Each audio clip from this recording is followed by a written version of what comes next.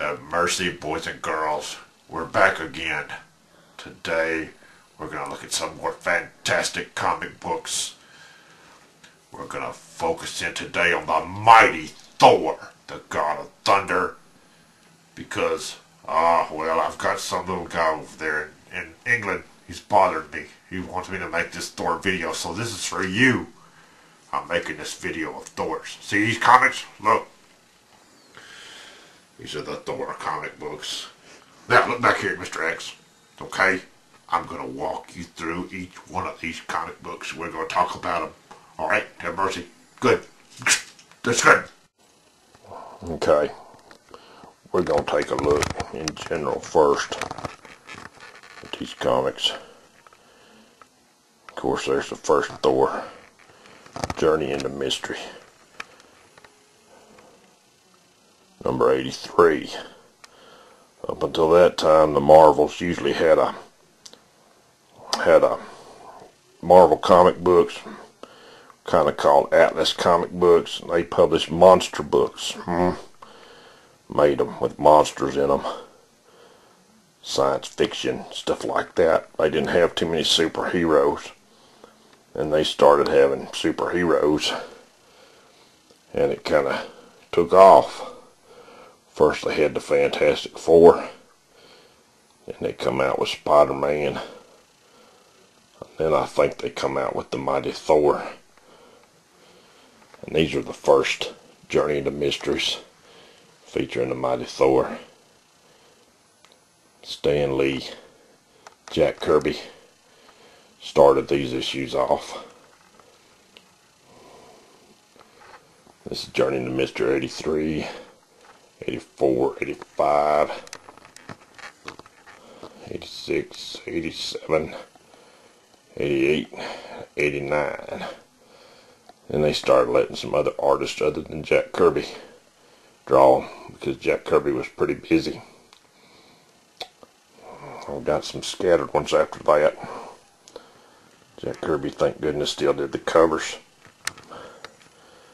But it was other people on the inside, like Joe Sincott, Don Heck, who drew Iron Man. Just different people. Kind of made it look a little different.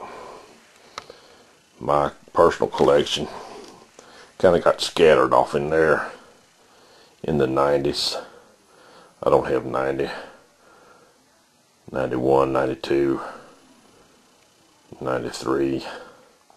But there's 94 and 95, 96 and 97. There's 101. We'll pick up in part 2 after 101. Let's go through a couple of these and see what we got. Here's the big kahuna that started it all. Journey into Mystery 83. Most of my collection here is good, very good. Some of them very good. This one here is probably a good minus because he's pretty wrinkled up. He's a nice, tight, intact book, but he is a little wrinkled up. But he's a pretty solid book. Very wrinkled. He's creased. I don't think that's a subscription crease. Probably put it in my back pocket or something. But he's definitely been worn. Because we read our comic books back then. We didn't really think about saving them. But you see, this is the first Thor. I'm not going to bore you with every little page, but I love the splash pages. See, this is an example. Marvel Comics used to have monsters, and this is you'll find examples that look exactly like this in other books. These stone men. This is the kind of monsters that Marvel used to have quite a bit. But you know the story. Don Blake stumbles into a cave. He gets trapped. He finds a stick. He taps it.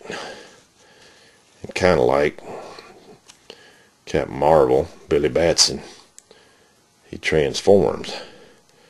Actually, it gets replaced with the mighty Thor. You know, reads on the hammer, whosoever holds this hammer, if he be worthy, shall possess the power of Thor. How cool is that? Yep, he thinks it's pretty cool too. He is Thor. So that's pretty cool. You know. Yeah, sorry. I love these chapters that they used to have in the comic books. You know. It's pretty cool. Made it pretty cool. Where they have different chapters. But the book's pretty intact. He plays around with his powers to see what he can do, things like that, you know.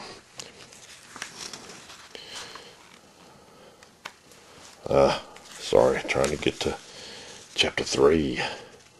Mighty Thor Strikes Back. It's kind of weird, because in these early ones he didn't talk with like all the these and thous and thou shalt and all that. He was just kind of Don Blake that turned into the mighty Thor. Beat the heck out of them stone men. Another thing that's cool about these comic books, it usually had a couple more stories in there. I'm gonna skip that one by Don Heck. I don't particularly like him. But they usually had a Ditko story by Steve Ditko. Those were pretty cool. Steve Ditko, of course, is the artist that would go on to do Spider-Man. Anytime you find a Steve Ditko story in a book, it's kind of a highlight of art and story. It's pretty cool. Anyway, that's Thor first Thor. For all intents and purposes, you can call it Thor number 1. Journey to Mystery 83. That's probably a good minus copy. Now, I bet you thought this was a mint copy. And it is a very nice copy. Very tight. But it's actually a reprint. You can't hardly tell it. If you look real close, you can see a couple of differences in colors, things like that. And there's no number on the reprint. It came with a record. Several came with a record. But this is a very nice shape comic book. Different back. Basically it has the same story in it, except it starts on the back cover, black and white. Reprints the first page. And it basically reprints the first story. When it ends, it doesn't have the exact ending with the hammer. It jumps right into a story from '97 with art by Don Heck. Ugh. And picks up there. That's the difference between the reprint. So you got the reprint, you got the real thing. It's pretty cool. I got the reprint, so I wouldn't have to get I don't remember where I got the reprint from. Most of these other books I had, or my brother had, or my cousins had, and somehow I got them all.